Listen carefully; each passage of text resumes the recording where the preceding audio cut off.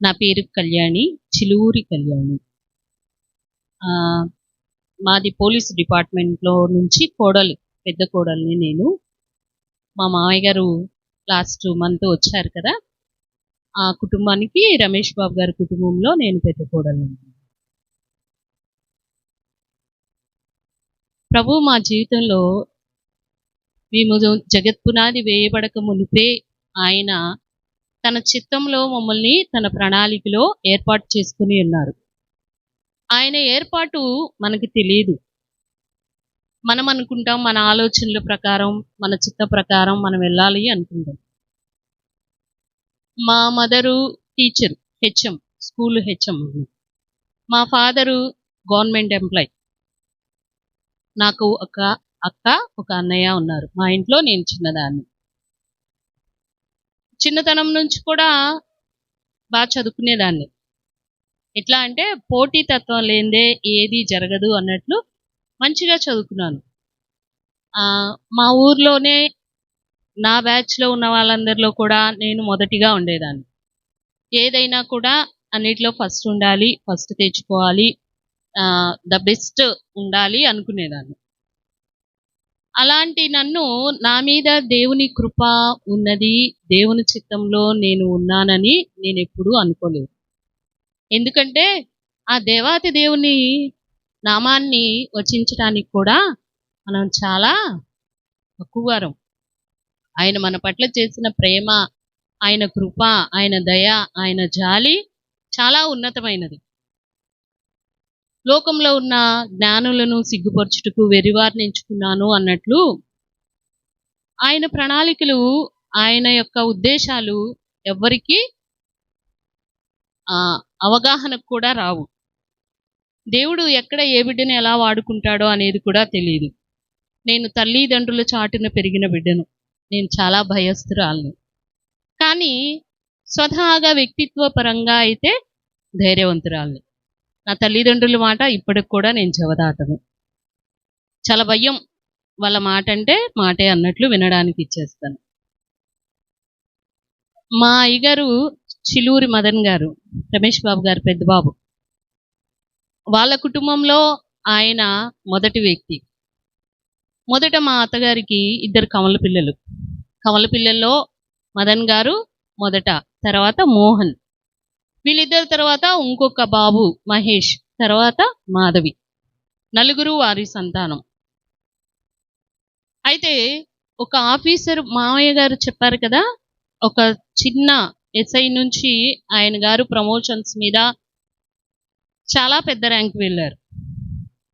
అయితే చిన్నప్పటి నుంచి కూడా వీళ్ళు పుట్టి పెరిగిందంతా హైదరాబాద్లో క్వార్టర్స్లో ఉండడం వల్ల వాళ్ళు చాలా దిల్దారుగా ఉండేవాళ్ళు. ఒక ఆఫీసర్ పిల్లలంటే ఎలా పెరుగుతారు? నేను ఒక టీచర్ పిల్లగా పెరిగాను. స్కూల్ వరకే ఉంటుంది అది. మా మదర్ స్కూల్లో టీచర్, మా మమ్మీయే టీచర్, నేను టీచర్ పిల్లని అన్నట్లు ఉంటారు. వాళ్ళు ఒక ఆఫీసర్ బాబు పిల్లలుగా పెరిగారు కదా, వాళ్ళు చాలా యాటిట్యూడ్గానే ఉంటారు. ఎందులో తగ్గించుకునే తత్వం పోలీస్ డిపార్ట్మెంట్లో తక్కువ. అయితే అన్ని ఫెసిలిటీస్ ఉంటాయి వాళ్ళకి. వెహికల్ ఉంటుంది, ఇంట్లో కానిస్టేబుల్స్ ఉంటారు, సమస్తము ఉంటుంది. వాళ్ళు ఏది కావాలంటే అది తీసుకుని వచ్చి ఇవ్వాల్సిందే. అలా పెరిగి ఇచ్చేయడం వల్ల మా అయ్యగారికి ఇంట్లో పెద్ద జ్యేష్ఠులు కదా, చాలా ఇది ఆయన మాటే చల్లాలనుకుంటారు. చాలా విషయాల్లో తల్లిదండ్రుల మాట వింటారు, కానీ ఆయనకి ఇష్టమైన బాటలో వెళ్ళడానికి ఒక్కొక్కసారి ఆ మాటను కూడా పక్కన పెట్టేవాళ్ళు. ఈయన గారికి ఫ్రెండ్స్ సర్కిల్ చాలా ఎక్కువ. ఎంత ఎక్కువ అంటే 10th క్లాస్ ఫ్రెండ్స్ ఇప్పటికీ వదలరు, ఇంటర్మీడియట్ ఫ్రెండ్స్ ఇప్పటికీ వదలరు, డిగ్రీ ఫ్రెండ్స్ ఇప్పటికీ వదలరు. ఇప్పటికైనా ఈయన హైదరాబాద్ వెళ్ళి వాళ్ళని కలిస్తే వాళ్ళు పెద్ద పార్టీనే చేసుకుంటారు. అంత బడా పర్సన్స్తో పెద్ద సర్కిల్ అనమాట. అంత ఇది కూడా అట్లా ఉన్నప్పుడు స్టడీ కొంచెం నెగ్లెక్ట్ అయ్యింది. ఇచ్చేస్తూ ఉన్నారు. ఇంకా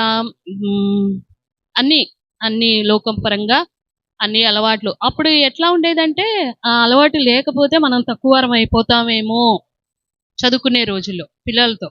అట్లా ఉండేవాళ్ళు అనమాట. ఏదైనా ఈయనే గొడవల్లో మెయిన్.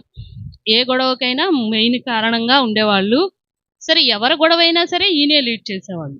దాన్ని ఇచ్చేయాలి అంటే సద్దుమణిగించాలి, ఒక దారికి తీసుకురావాలి అనన్నా. ఎలాంటి పరిస్థితుల్లో నాకు అర్థమైంది ఎలా అంటే, మాకు 2003లో నాకు వివాహమైంది. అయితే అప్పటికి మా అయ్యగారికి 24, నాకు 23. చాలా చిన్న వయసులోనే మరి వివాహాన్ని తలపెట్టారు మా పెద్దవాళ్ళు. మా అత్తగారు, మా అమ్మగారు ఇద్దరు మేనత్త, మేనమామ పిల్లలు. దాన్ని బట్టి వాళ్ళు ఎలా ఉన్నారంటే బంధుత్వం కలుపుకోవాలి అనుకున్నారు. అనుకుని ఒక మ్యారేజ్‌లో నన్ను చూసుకొని ఇష్టపడి మా అత్తగారు వాళ్ళు మేమిద్దరం చూసుకోలేదు. మా ఇద్దరికి ఎవరమో తెలీదు. బ బంధురికం ప్రకారం ఇంకా మా డ్యాడీ నీ ఇష్టం ఎవరంటే వాళ్ళనే చేసుకుంటాను. నువ్వెవరిని చేసుకోమంటే అన్నట్లు. ఆయన గారికి కూడా తెలీదు. ఈ విషయంలో మాత్రం వాళ్ళ పేరెంట్స్ మాట విన్నారు. వివాహ విషయంలో. అలా వచ్చినప్పుడు ఎట్లా అంటే పెళ్లి చేస్తేనన్నా వీడికి రోగం పట్టిన ఇది కుదురుతది అని ఒక సామెత ఉంటది కదా! అట్లా చేశారనమాట ఆయన గారికి పెళ్లి. నాకు తెలీదు. సరే వెళ్ళిన తర్వాత పరిస్థితులన్నీ చూసుకున్నాను. చూసుకున్న తర్వాత దేవునితో చాలా కొట్లాడా. అప్పటి వరకు చేసిన ప్రార్థన వేరు. వివాహం అయిన తర్వాత చేసిన ప్రార్థన వేరు. ఎందుకయ్యా చిన్నతనం నుంచి నేను నిన్నే కదా ప్రార్థించాను. నీతోనే కదా నిన్ను నేను పూజించాను. నాకు వేరే వాళ్ళెవరూ తెలీదు కదా! ఎందుకు నాకింత పెద్ద పరీక్ష వేశావు? నేనేం తప్పు చేశాను? ఎక్కడ పొరపాటు చేశాను? అసలు ఆయన దారి వేరు, నా దారి వేరు. ఎందుకు ఇది ఇట్లా ఇచ్చేసావు అని చాలా అసంతృప్తితో ఉండేదాన్ని. ఇన్నెప్పుడు మారుస్తావు? అసలు మారుస్తావా లేదా? అని 12 సంవత్సరాలు ప్రార్థన చేశానండి. ఒక్కొక్కసారి చాలా ప్రార్థన 40 డేస్, 40 డేస్, 40 డేస్ అట్లా చేస్తా ఉండేదాన్ని. చేస్తా ఉండి ఆఖరికి నాకు నా మీద నాకే అనుమానం వచ్చింది. 12 సంవత్సరాలు అయ్యేటప్పటికి. ఇంత ప్రార్థన చేస్తున్నాను. నా జీవితంలో ఇన్ని కార్యాలు దేవుడు జరిగిస్తున్నాడు. మరి ఈ కార్యం జరుగుతుందా లేదా? ఈయన మారతాడా లేదా? లాస్టు ఈయనకి ఎలా అంటే 2010, 2009, 2003 నా వివాహము, 2004 నాకు బాబు పుట్టాడు. తర్వాత 2 అబార్షన్స్ అయిపోయినాయి. 2009లో మా పాప పుట్టింది. 2010లో ఈయన ఫ్రెండ్స్ సర్కిల్‌తో వెళ్తూ ఉన్నప్పుడు మేజరు యాక్సిడెంట్ అయింది.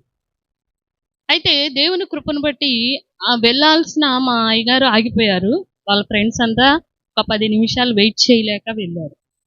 ఆ 10 నిమిషాలు వెయిట్ చేయలేక వెళ్ళడం వల్ల ఈయన గారు బ్రతికి బయటపడ్డారు. ఇద్దరు స్పాట్ డెడ్ అయిపోయారు. ఒకళ్ళు మేజర్ యాక్సిడెంట్స్, ఇద్దరికి ఇంకా మిగిలిన ఇద్దరికి మేజర్ యాక్సిడెంట్స్. వాళ్ళు చనిపోతూ కూడా మా అయ్యగారి పేరే చెప్పెళ్ళారు.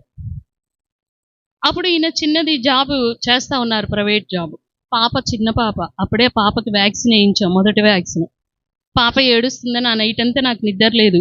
ఒళ్ళో కూర్చోబెట్టుకొని అలాగే కూర్చునున్నా గోడ కానుకొని. అప్పుడు మా మామయ్య గారికి అప్పుడు ప్రమోషన్ రీత్యా కర్నూలులో ఉన్నారు. కడపలో ఉన్నారు, బాకరావుపేట. ఇంట్లో మేమే ఉన్నాము. అయితే ఈయన గారు మార్నింగ్ డ్యూటీకి వెళ్తున్నానని వెళ్ళేసి 1 గంటలో తిరిగేసి వచ్చేసి నా ఫ్రెండ్స్‌కి ఇలా అయిపోయింది అని చెప్తున్నారు. చాలా ఆశ్చర్యపోయాను. తర్వాత అంత పెద్ద యాక్సిడెంట్ అని నాకు తెలీలా. మా అయ్యగారు ఏది కూడా వివరంగా చెప్పరు.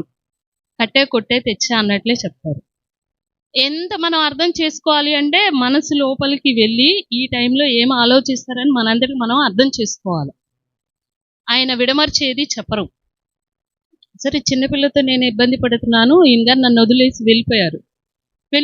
నాకు ఇంట్లో గ్యాస్ అయిపోయింది. ఎట్లా అనుకుంటావన్నా మధ్యలో ఫోన్ చేస్తే నేను ఏ కండిషన్‌లో ఉన్నానో తెలుసా? గ్యాస్ అయిపోయిందని ఇప్పుడు నాకు ఫోన్ చేస్తావా అని. ఇంకా కామ్ అయిపోయాను. వచ్చిన తర్వాత చెప్పారు, ఇద్దరు చనిపోయారు. ఇద్దరు వాళ్ళ బెస్ట్ ఫ్రెండ్స్. అప్పటికే ఒక అతను లండన్ వెళ్ళేసి వచ్చున్నాడు. అయితే వాళ్ళు బ్రాహ్మణు, ఒకళ్ళు క్రిస్టియన్.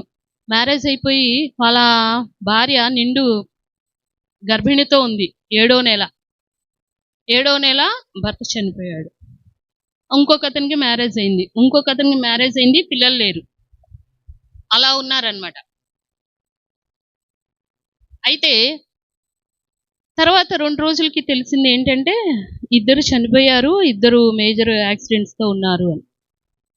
అప్పటికి నేను దేవుని మీద అలిగి 3 నెలలయింది ప్రార్థన చేయక.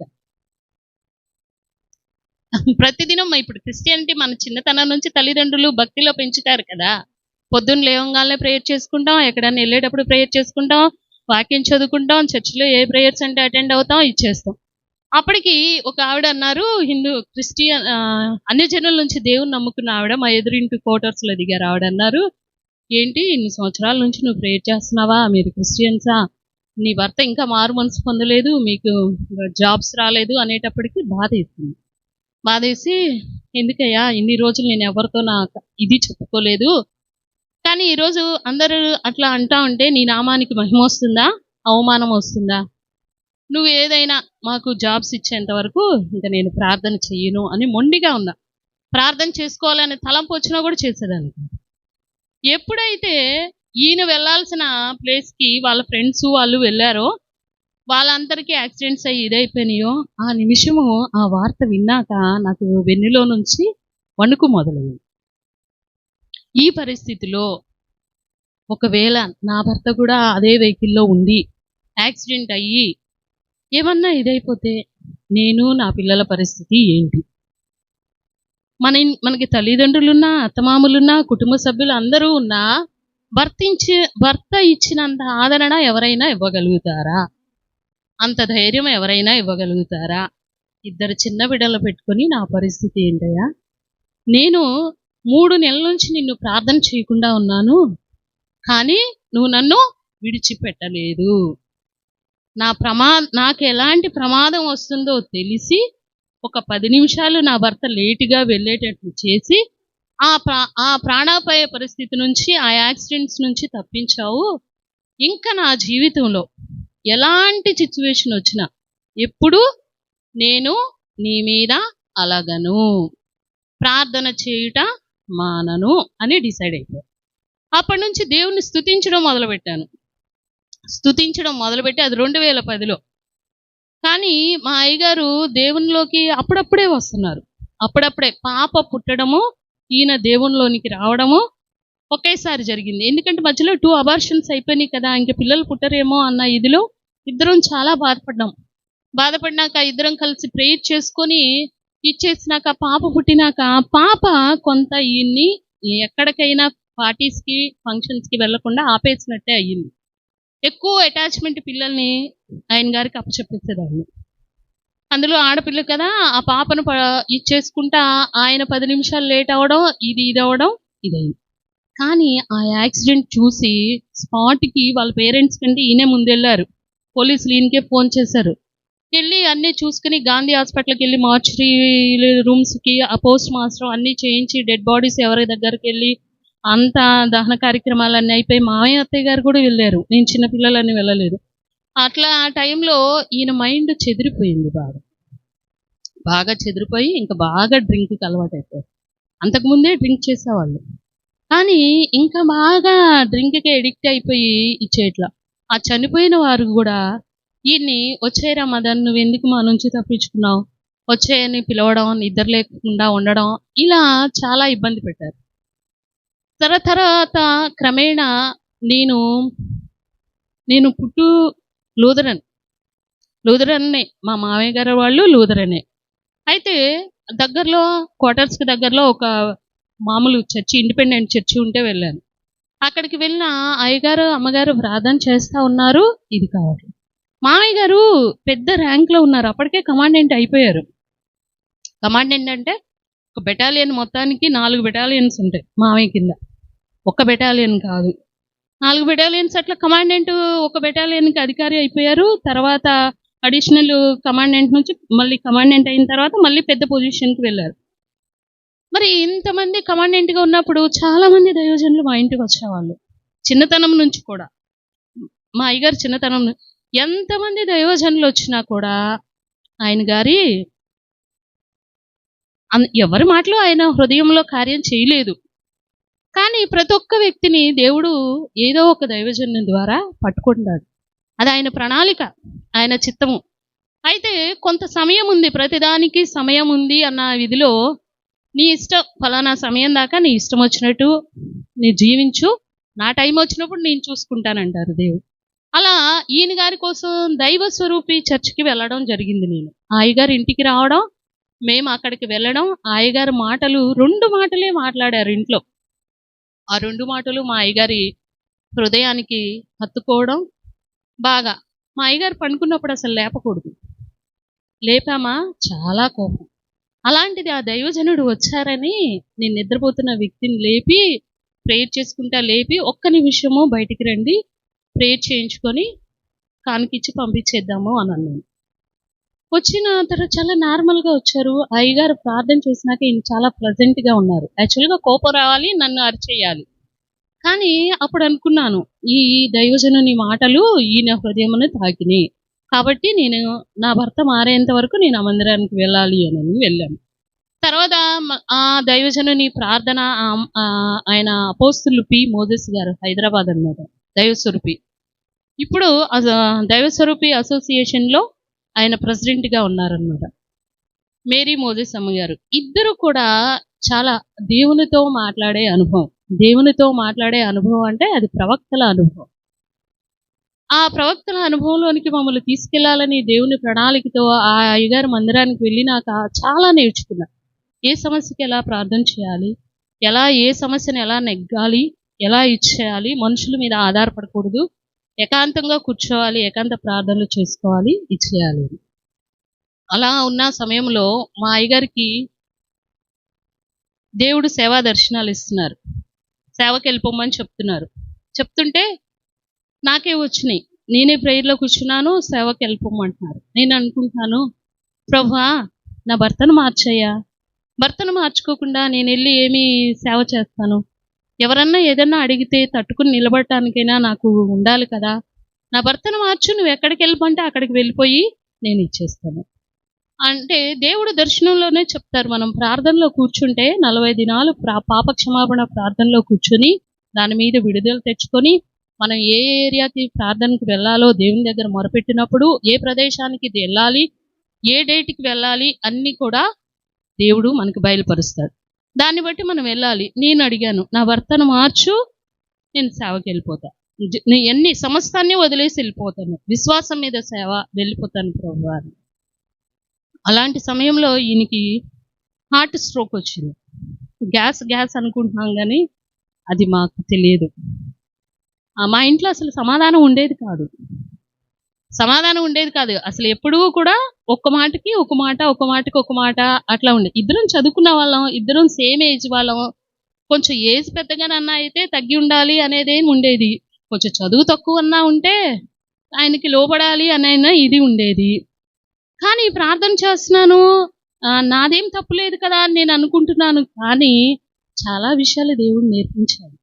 ఎలా ఉండాలి, నీకు తలగా ఉన్నవారిని నువ్వు ఎలా గౌరవించాలి, ఎలా చెయ్యాలి అని అన్ని విధాల. మరి అలాంటి వచ్చినప్పుడు, మరణకరమైన హార్ట్ స్ట్రోక్ వచ్చినప్పుడు దర్శనం నాకు కూడా రాలేదు. మా ఆత్మీయ తల్లిదండ్రులు ఇద్దరికి దర్శనం వచ్చింది. వాళ్ళు ఫోన్ చేసి మా అయ్యగారిని పిలవడం, ప్రేయర్లో పెట్టడం, 2 చేతులు ఇచ్చేసి ఇంక నువ్వు జాబ్ చేయడానికి లేదు, నువ్వు సంపూర్ణంగా విశ్వాసం మీద దేవుని సేవ చేస్తేనే నువ్వు ఇదవుతావు అన్నప్పుడు మా అయ్యగారు ప్రేయర్లో ఉండి మరి దేవుని కృపను బట్టి ఇచ్చేసుకున్నారు. అక్కడి నుంచి ఇంకా ఆయన మారు మనసు పొందడం, ఇచ్చేయడం జరిగింది.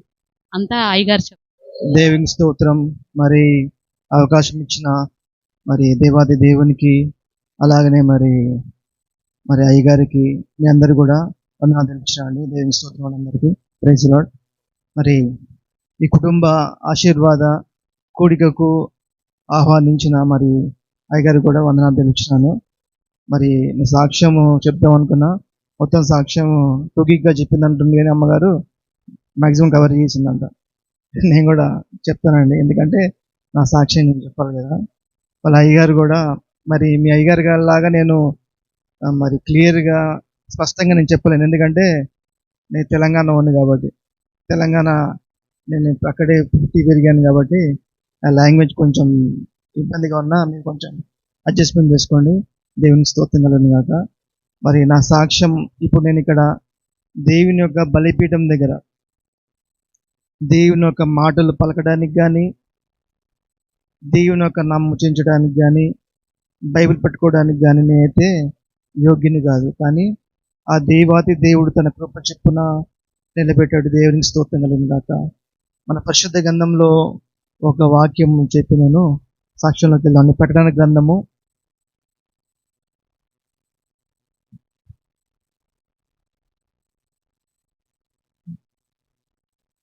గ్రంథము 12వ అధ్యాయము 11వ వచనం చదువుకుందామండి ఒకసారి. Revolution 12 chapter 11th verse. వారు గొర్రెపిల్ల రక్తం బట్టి తామిచ్చు సాక్ష్యం బట్టి వారిని జయించున్నారు కానీ మరణం వరకు తమ ప్రాణమును ప్రేమించిన వారు కారు. ప్రార్థన చూడండి, పరిశుద్ధ గ్రంథంలో మరి వాక్యం ద్వారా దేవుని మహిమపడదామని చెప్పేసి ఈ వాక్యం చదివానండి. ఇక్కడ ప్రకటన గ్రంథంలో దేవుడు మాట్లాడుతున్నాడు. ప్రతి క్రైస్తవుడికి కూడా మనం అనుకుంటూ ఉంటాం సాక్ష్యము అనేది చాలా ఇంపార్టెంట్ అండి. నేను కూడా పుట్టిన మొత్తుకొని క్రీస్తుని వెంబడిస్తున్న క్రమము ఒక మెట్టయితే, క్రీస్తు యొక్క రక్తంలో కడగబడిన తర్వాత ఒక మెట్టు. అంటే నేను పుట్టి పెరిగిందంతా క్రైస్తవంలో పెరిగాను నేను, కానీ దేవుని యొక్క ఆత్మ పొందుకోలేదండి. దేవుని యొక్క ఆత్మ పొందుకోలేదు నేను. కానీ ఎప్పుడైతే దేవుని యొక్క ఆత్మ పొందుకోవడానికి దేవుడు నాకు అవకాశం ఇచ్చాడు అంటే, అప్పుడు దేవుడి దగ్గర నేను పశ్చాత్తాపంతో నేను చేసిన పాపాలు ఎన్నో ఉన్నాయండి. ఆ పాపాలు దేవుడు క్షమిస్తాడా నేను అనుకుంటా ఉంటా ఇప్పుడు కూడా. ప్రభా ఎన్నో పాపాలు చేసిన ప్రభా నువ్వు నాకు క్షమిస్తావంటే మన దేవుడు నమ్మదగిన దేవుడు, మన పాపాలు క్షమిస్తాడు. దేవుని స్తోత్రం కలుగును గాక. అవునా కదండి? మన దేవుడు మన పాపాలను క్షమించి మనల్ని తన యొక్క రాజ్యం దేవుడు ఏర్పాటు చేసుకుంటాడండి. మరి ఇక్కడ నేను పుట్టిన మొదలుకొని ఇప్పటికి కూడా మరి ఇలాగా నేను ఉన్నానంటే మనం అనుకుంటాం ప్రభా నీ ఆశీర్వాదం నాకు కావాలి ప్రభా, నీ వాగ్దానం నాకు కావాలి ప్రభా, నీకు వాత్సల్యం నాకు కావాలి ప్రభా, నీ ప్రేమ నాకు కావాలి ప్రభా అని అడుగుతూ ఉంటాం మనం. కానీ నేను అడుగుతాను దేవుని, ప్రభా నీ యొక్క కృప నాకు చాలు ప్రభా అంట. ఎందుకంటే దేవుని కృప కంటే మన జీవం కంటే దేవుని కృప చాలా ఉన్నతమైందంట. దేవునికి స్తోత్రం. ఆ కృపలోనే సమస్తముని ఇమిడి ఉన్నాయండి. దేవునికి స్తోత్రం కలుగును గాక. ఆ కృప ఉన్నవారికి ఖచ్చితంగా ఇహలోకంలో జయించి దేవుని యొక్క రాజ్యంలో ఉంటారండి. ఎక్కడండి? దేవుని యొక్క రాజ్యంలో. క్రైస్తవుడు యొక్క అంతిమ లక్ష్యం ఏంటండి? ఎక్కడండి? పరలోక రాజ్యంలో దేవుని యొక్క ధవళ సింహాసనుట దేవుని యొక్క పాదాల దగ్గర ఉండడం. దేవునికి స్తోత్రం కలుగును గాక. ఇక్కడ మరి నేను కూడా చిన్నప్పటి నుంచి నేను 10th క్లాస్ వరకు బాగానే ఉన్నానండి. 10th తర్వాత నా జీవితం ఎలా అయిపోయిందంటే, మా నాన్నగారు అప్పుడు డిఎస్పి, మా అమ్మగారు చదువుకున్నారు, నేను హైదరాబాద్లో, ఫ్రెండ్స్ కలిసారు నాకు. అప్పుడే ఇంటర్లోనే నాకు సిగరెట్ అలవాటైంది. మరి గొడవలు, మళ్ళీ మద్యం తాగేవాడిని, ప్రాస్టిట్యూషన్ కూడా. అది నేను అన్నీ, ఎందుకంటే నా దేవుడు ఇలాంటి పాపిని ఎవరు మారుస్తారంటే నా దేవుడు మార్చగలడు. దేవుని స్తోత్రం కలుగును గాక. అనగాండి మన దేవుడు ఎలాంటి వాడిని దేవుడు మారుస్తాడండి. మన దేవుడు రాయిని సైతం దేవుడు ఏం చేస్తాడండి? ఆ రాయికి కూడా దేవుడు జీవిస్తాడండి. దేవుని స్తోత్రం కలుగును గాక. అలాంటి వాడిని నన్ను ఎందుకు ప్రభువాని సేవని పనికిరాను ప్రభు అనుకున్నాను. కానీ దేవుడు తన కృప చెప్పున, తన తాలిమి చెప్పున, తన యొక్క వాసన చెప్పిన దేవుడు నన్ను మార్చాడంటే అది పెద్ద గొప్ప అనుకోనండి నేను. ఎందుకంటే ఆయన ఒక ప్రణాళిక. అలాంటి వ్యక్తి నేను 10th అయిపోయింది, ఇంటర్లో భయంకరంగా నేను ఇంట్లో మా నాన్నగారికి చెప్పేవాడిని నేను కాలేజీకి వెళ్తానని చెప్పేవాడిని. మా నాన్నగారికి చేసేవాడంటే జీబు డ్రైవర్ని ఇచ్చి మా తమ్ముడు నేను ఇద్దరు ట్విన్స్ కాబట్టి ఇద్దరం వెళ్ళేవాళ్ళము. వెళ్ళి కాలేజీకి వెళ్ళేవాడిని. మా తమ్ముడికి చెప్పేవాడిని నువ్వు కాలేజీకి వెళ్ళిపో తమ్ముడు, నేను మాత్రం ఫ్రెండ్స్ వెళ్ళిపోతాను చెప్పి ఫ్రెండ్స్ వెళ్ళిపోయాను. అట్లా 2 సంవత్సరాలండి, ఫస్ట్ ఇయర్ సెకండ్ ఇయర్. అక్కడ హాజరు మాత్రం నాకు ఒక 4 రోజులు 5 రోజులే. ఆ కాలేజీలోకి వెళ్ళి బాంబులు వేసిన రోజులు కూడా ఉన్నాయి. అలాంటి వ్యక్తిని నేను మా ఫ్రెండ్ సర్కిల్ నా మొత్తం నేను మొత్తం ఫెయిల్ అయిపోయాను. మళ్ళీ ఒక చిన్న కత్తి తీసుకొని వాళ్ళని కూడా భయపడించిన సందర్భాలు కూడా ఉన్నాయి. మీరు అనుకుంటూ ఉంటారు, వీడు ఏంది పర్సనాలిటీ ఇట్లున్నాడు, వీడు ఈ టోన్ ఏం చిన్నగా ఉంది అనుకుంటారు. నేను నేను ఆ పాతకాలంలో వెళ్ళాను అనుకోండి, ఈ మైక్ కూడా పనికిరాదేమో అండి, అలాగుండేది నా టోను. కానీ దేవుడు తన కృప చెప్పు నన్ను తగ్గించి పాడించాడు, దేవునికి స్తోత్రం గాక. కానీ అలాంటి ఉన్న నేను చిన్నతనంలోనే ఫ్రెండ్ సర్కిల్ అని, రౌడీ షీటర్స్ అని, ఇప్పుడు కూడా హైదరాబాద్కి వెళ్తే, సికింద్రాబాద్కి వెళ్తే నేను అనుకుంటా, మీ ఎవరు ప్రభువా, నన్ను ఆ, కదిలిపియద్దు ప్రభువా, ఎందుకంటే నా మైండ్ మంచిది కాదు కదా ప్రభువా, నేను మామూలుగుంటా, మంచిగుంటా, లేకపోతే నా లెక్క వేరే కదా ప్రభువా, నన్ను ఎవరు రానీకి ప్రభువా అని అనుకుంటా ఉంటా ఇప్పుడు నేను. కానీ నాకు ఎవరైనా వచ్చారనుకోండి, వాడు అనుకుంటూ ఉంటాడు, ఇక్కడ కూడా అనుకుంటారు చాలామంది, నీలాంటి వాళ్ళు చాలామంది చూసారు అనుకుంటారు వాళ్ళు అని అంటాను. నాలాంటి మీరు చాలామందిని చూస్తుంటారేమో, కానీ నన్ను మాత్రం ఒకసారి చూడండి, నా సంగతి ఏందో నేను చూపిస్తా అని చెప్పేసి ఇక చాలామందికి చెప్పాను నేను. అయ్యా, మీరు నాతో పెట్టుకోకండి, నేను పెట్టుకుంటే లెక్క అంతా మార్చేస్తా, నేను లెక్క మార్చేస్తా, కాబట్టి నాతో పెట్టుకోకండి అంట. ఇప్పుడు నేను అక్కడ గొడవ చేశాను అనుకోండి, ఒక ఫోన్ చేశాను 100 మంది వచ్చేస్తారండి. సికింద్రాబాదు అక్కడ ఎమ్మెల్యేలు, అక్కడ వాళ్ళతో ఎమ్మెల్యే క్వార్టర్స్లో అక్కడ మద్యము, ఇంకా తెలుసు కానీ చీకటి అంటే చీకట్లో ఎన్నో జరుగుతూ ఉంటాయి. అలాంటి జీవితాన్ని, అలాంటి మనిషిని నేను. ఎలక్షన్స్కి వెళ్ళిపోయేవాడిని, గొడవలు చేసేవాడిని, బార్లకు వెళ్ళిపోయేవాడిని, మళ్ళీ పేకాట కూడా ఆడేవాడిని నేను. మా భార్యకి చెప్పకుండా నేను బయటికి 2-3 రోజులు 4 రోజులు వెళ్ళిపోయేవాడిని. మళ్ళీ మా తల్లిదండ్రులు చెప్పకుండా నేను బెంగళూరుకి వెళ్ళిపోయేవాడిని. నేను ఏం చేసినా, ఎంత వ్యతిరేకంగా చేసినా, నేను మాత్రము దేవునికి నేను కొంచెం భయపడేవానండి. దేవునికి స్తోత్రం కలుగును గాక. ఆ భయమే దేవుడు నన్ను మార్చాడు అనుకుంటాను. ఎందుకంటే ఫ్రెండ్ సర్కిలింగ్ వెళ్ళిపోయి నేను ఆ వ్యసనాలతో ఉన్నప్పుడు నాకు అర్థమయ్యేది కాదు. నాకు ఎప్పుడు మనసులో ఒక మాట, బయట ఒక మాట ఉండేది కదా నాకు. మళ్ళీ ఈర్ష్య, మళ్ళీ అవన్నీ నాకు ఏం తెలియదు. నాకు బయట సాఫ్గా మాట్లాడతా, ఇట్లా తెలంగాణ ఉంటుంది కదా, కరెక్ట్గా మాట్లాడతా నేను. బయట లోపల పెట్టుకుని బయట మాట్లాడాను.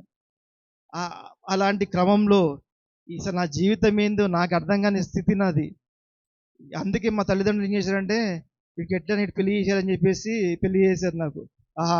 పెళ్లి చేసిన తర్వాత కూడా నేను మారలేదండి. 12 సంవత్సరాలు నేను భయంకరంగా నేను బాగా ఎలా బ్రతికాను, ఎలా గొడవలు. తెలంగాణ ఒక భాష ఉండదు, ఒక్క ఇషారా ఇస్తే అందరూ వచ్చేస్తారు. బార్లో కూర్చొని ఒకసారి గొడవ అయింది, మొత్తం ఆ బార్ మొత్తం అందరూ బిల్లు కట్టకుండా వెళ్ళిపోయారండి. పోలీస్ స్టేషన్ తీసుకెళ్ళిపోయారు.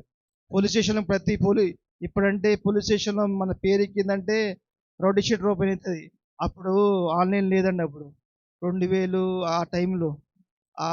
ఆ టైంలో అన్ని పోలీస్ స్టేషన్లో నా పేరు రాసే ఉంటుంది. ఎందుకంటే ఈ తాగి గొడవలు, ఏదో గొడవలు, అలాంటి వ్యక్తిని నేను. అలాంటి వ్యక్తిని ఎంత గొడవలంటే అసలు యాక్సిడెంట్లో బండి మీద అట్లా వెళ్ళిపోతుండేవాడిని. ఇంట్లో మా తల్లిదండ్రులు బాధపడేవాళ్ళు, మా భార్య బాధపడేది. మా భార్య ఇది మారలేడు, డైవర్స్ ఇచ్చేద్దామని అనుకుంది. మనసులో అనుకుందో లేకపోతే పాస్టర్ గారికి ఇప్పిందో నాకు తెలియదు, ఒకసారి అయిపోయింది. వీటి డైవర్స్ ఇస్తే బెస్ట్ అనుకుంది. నేను కూడా నాకు అట్లాంటివి ఏం లేదు, మన ఏదో పొద్దున్న లేసి రెడీగా బయటికి వెళ్ళిపోదామని చెప్పేసి నాది ఆలోచన. నేను కూడా ట్రై చేసేవాడిని. కానీ దేవుని చిత్తంలో ఉన్నవాడు ఈ లోకంలో ఏ ప్రయత్నం చేసినా అది సఫలం కాదని దైవజనులు అంటూ ఉంటారు కదండి. అలాగే నా జీవితంలో కలిగింది. ఎన్నో చేశాను, మరి ట్రావెల్స్ బిజినెస్ చేశాను, అన్నీ చేశాను. కానీ ఈ వ్యసనాలతో ఆ లోకానుసారంగా ఉండేవాడిని. ఆ గొడవలు, ఎవడన్నా నన్ను చేద్దాం అనుకుంటే నేను ముందుగానే ఒక స్టెప్ వేసుకొని ముందుకెళ్ళేవాడిని, ఏదో ఒకటి చేసుకెళ్ళేవాడిని. వాడు ప్లాన్ చేశాడంటే నేనంట, బాబు నా బండి మీద ఎక్కువ చిన్న పనులు తీసుకెళ్తా అని చెప్పేసి ఆ కొండలో తీసుకెళ్ళి వాడిని మామూలుగా అయిపోయాడు వాడు. మళ్ళీ మామూలుగా వచ్చేవాడిని నేను. అలాంటి వ్యక్తిని నేను. ఏం చేసేవాడిని కాదు. వాడు నాకు హాని చేస్తే నేను వాడికి హాని చేస్తా. నన్ను బెదిరిస్తే వాడికి 10 సార్లు వాడికి నేను బెదిరిస్తా. మళ్ళీ ఇంకోసారి రావద్దు, నా దగ్గర రావద్దు. కానీ అలాంటి వ్యక్తిని నేను. మా ఫ్రెండ్ సర్కిల్ అందరూ నేను ఇంకా ఒకసారి కోతి ఉంటుంది కానీ కోతి అది మామూలుగా ఉంటేనే దాని లెక్క వేరేగా ఉంటుంది. ఆ కోతి మందాగింది అనుకోండి దాని లెక్క ఇంకా వేరేలాగా ఉంటుంది కానీ అలాంటి వ్యక్తి నేను కూడా. ఇంకా మామూలుగా ఉండేవాడిని. మద్యం తాగాను అనుకో నా మైండ్ అంతా ఒక రౌడీ షీటర్ మూర్ఖుల్లాగా తయారైపోయేవాడిని నేను. గొడవలు అయిపోయేది. ఎంత పెద్దోళ్ళు వచ్చినా నేను కేర్ చేసేవాడిని కాదు. ఎందుకంటే నాకు సపోర్ట్ అలాగ ఉండేది. మా ఫ్రెండ్ సర్కిల్ అలాగ ఉండేవాళ్ళు. కానీ వాళ్ళందరూ మా ఫ్రెండ్ సర్కిల్ అందరూ మంచిగా వేరే వేరే కంట్రీస్లో అందరూ లండన్లో కానీ, మా కెనడాలో కానీ, ఆస్ట్రేలియాలో కానీ, వేరే వేరే కంట్రీస్ అందరూ సెటిల్ అయిపోయారు. వాళ్ళు నాతోనే ఉన్నారు కానీ నేను ఎక్కువ చేశాను మా ఫ్రెండ్స్తోని. కానీ ఆ ఎక్కువ చేసిన వాళ్ళు ఎక్కువ చేశాను కాబట్టి దేవుడు నన్ను మార్చడేమో అనుకుంటాను నేను. ఎందుకంటే దేవుడు కావాల్సింది ఒక తెలివిగలవాడు, ఒక అధికారి, మరి వాళ్ళు కాదు కదండి. దేవుడు కావాల్సింది ఎవరంటే ఈ లోకంలో వెలివేయబడ్డవాడు, ఈ లోకంలో పాపంలో ఉన్నవాడిని దేవుడు ఎలాగైనా కాపాడుతాడని దేవుడు సాక్ష్యాన్ని నిలబెట్టాడేమో అని చెప్పేసి నేను అనుకుంటా ఉంటాను. అలాగే దేవుడు నన్ను నడిపించాడేమో అనుకుంటాను. ఒకవేళ నేను అదే 2017 అక్కడే హైదరాబాద్లో ఉండుంటే, ఇంకా అది రక్షణ పొందుకోకుండా ఉండుంటే నేను ఇక్కడ ఉండేవాడిని కదండి. నా కుటుంబం ఉండేది కాదు. దేవుడు అనుకుంటాడు కొంతమంది దర్శనము కళ ఇవన్నీ కరెక్ట్ కదే అనుకుంటారు. ఒకవేళ దేవుడు నాకు ఇచ్చిన దర్శనం కరెక్ట్ కాకపోతే ఇక్కడ నేను ఉండేవాడిని కాదు. మా బాబు లండన్కి వెళ్ళేవాడు కాదు. మా పాప 10th స్కూల్ పొన్నూరు ఫస్ట్ వచ్చేది కాదు. గుంటూరు డిస్టిక్లో థర్డ్ వచ్చేది కాదు. నూజివీడులో ఫ్రీ సీట్ వచ్చేది కాదు. మళ్ళీ మేము ఇలాగ దేవుని సేవ చేసేవాళ్ళం. కానీ దేవుడు మాట సెలవిస్తున్నాడు కదా, ఆమోస్ గ్రంథంలో 3వ అధ్యాయం దేవుడు ఏమంటాడండి, తన ప్రవక్తకు బయలుపరుచుకున్న దేవుడు ఏది దర్శనం ఇవ్వడు దేవుడు. దేవునికి స్తోత్రం కలుగును గాక. అలాంటి వ్యక్తిని దేవుడు ఎందుకు మార్చుకున్నాడంటే దేవుడు తన మహిమ నిమిత్తం అనుకుంటా నేను. ప్రభువా, ఒకసారి దైవజనుడి ఇంటికి వచ్చినప్పుడు, మరి మాకు భక్తి నేర్పించిన ఇంటికి వచ్చినప్పుడు ఆ ఇంటికి ఆహ్వానించింది ఈమె. నేను మాత్రం బార్లో పొద్దునకి వెళ్ళిపోయి ఫుల్గా తాగేసి ఇంటికి వచ్చాను. పడిపోయే స్థితి నేను. కానీ ఆయన అన్నాడు, దేవుని సేవకు ఉందేమో అంటే, దేవుని సేవ చేయడానికి నేను అర్హుని కాదని చెప్పేసానండి. దేవుని సేవని చేయడానికి నేను అర్హుని కాదని చెప్పాను. కానీ దేవుడు ఎలాగనో ఒక ముళ్ళు పెట్టాడు. 2012 ఆ టైంలో మా బాబుకి చిన్న ఇక్కడ ఒక గడ్డలాగా వచ్చిందండి. ఆ గడ్డ ఏంటబ్బా అని చెప్పేసి డెంటల్ హాస్పిటల్ తీసుకెళ్తే అదేంటంటే మరి డెంటల్ సంబంధించింది ఒక ట్యూమర్ లాగా అని చెప్పారనమాట. అది తీసుకుని వెళ్తే వేరే హాస్పిటల్ తీసుకెళ్తే మొత్తం తిరిగాను. అప్పుడు నేను ఇంకా లోకానుసారంగా ఉన్నాను. అపోలో తీసుకెళ్ళాను, కామినీ కిమ్స్ తీసుకెళ్ళాను, అన్నీ తీసుకెళ్ళిన తర్వాత మా బాబుకి ఇప్పుడు కూడా కింద దవడ అది ఉండదండి అక్కడ. ఎందుకంటే అది మొత్తము ఆ ట్యూమర్తో నిండిపోయి మొత్తం తినేసింది అనమాట. అది తినేసి ఇప్పుడు కూడా ఉండదు. కానీ దానికి ఇంకా వేరే ఇన్ ఫ్యూచర్ ఇంకేమన్నా క్యాన్సర్ లక్షణాలు ఏమున్నాయో అన్నీ చూశారు. కానీ దేవుడి కృపను బట్టి దేవుడు మా బాబు వాటి నుంచి స్వస్థతనిచ్చాడు. తన కృప ద్వారా స్వస్థతనిచ్చాడు. తర్వాత నేను 2 సంవత్సరాల తర్వాత నేను మొత్తం పూర్తిగా నేను దేవుళ్ళకి వచ్చేసానండి. దేవునికి స్తోత్రం కలుగును గాక. కానీ అది వచ్చే క్రమంలోనే ఎన్నో శోధనలు, ఆటంకాలు. 2015 ఆ సమయంలో నేను మరి బాప్తిజం పొందుకున్నానండి. 2015లో బాప్తిజం పొందుకున్నాను. మరి హైదరాబాద్ ప్రాంతంలో సతీష్ కుమార్ గారు మరి ఆయన లైవ్లో మొత్తము లైవ్ తీస్తున్నారనమాట. లైవ్ తీస్తున్న క్రమంలో మరి అడిగారు, నీవు రక్షణ పొందుకున్నావు అంటే, నేను ఇట్లా క్రిస్టియన్ అండి, నేను లోకానుసారంగా దేవుడు నన్ను మార్చాడంటే ఆయన ఆశ్చర్యపోయాడు అసలు. ఎందుకంటే అలాంటి మరి భయంకరమైన స్థితి నాది. ఎన్ని గొడవలు, వ్యసనాలు.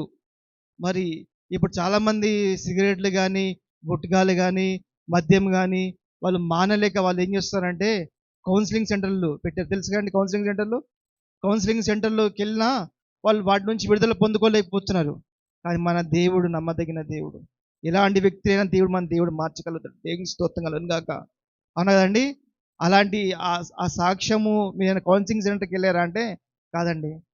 మరి ఎలాగ మీరు మార్చబడ్డారంటే నేను యేసుప్రభు రక్తంలో నేను కడగబడ్డానండి. దేవునికి స్తోత్రం కలుగును గాక. ఏనండి?